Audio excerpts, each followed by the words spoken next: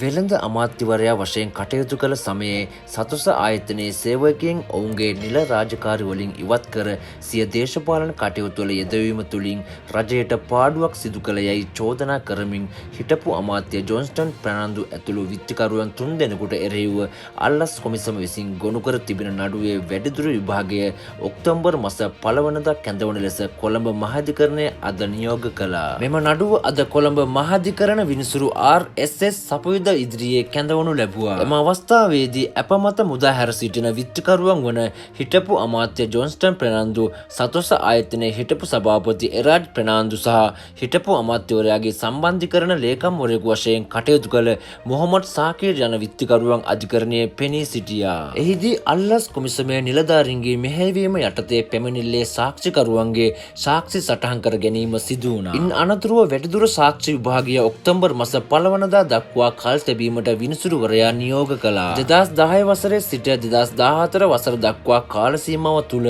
වෙළඳ අමාත්‍යවරයා වශයෙන් කටයුතු කරමින් සිටියදී සතොස ආයතනයේ සේවකයන් පිරිසක් ඔවුන්ගේ නිල රාජකාරි වලින් ඉවත් කර සිය දේශපාලන කටයුතු වල යෙදවීම තුළින් රජයට පාඩුවක් සිදු කළ යයි චෝදනා කරමින් අල්ලස් පනතේ 70 වන වගන්තිය යටතේ දූෂණය නැමැති වරද සිදු කළේ යයි චෝදනා කොට හිටපු අමාත්‍ය ජොන්ස්ටන් ප්‍රනාන්දු ඇතුළු විත්තිකරුවන් 3 දෙනාට එරෙහිව නීතිපතිවරයා විසින් මෙම නඩුව ගොනු කර තිබෙනවා.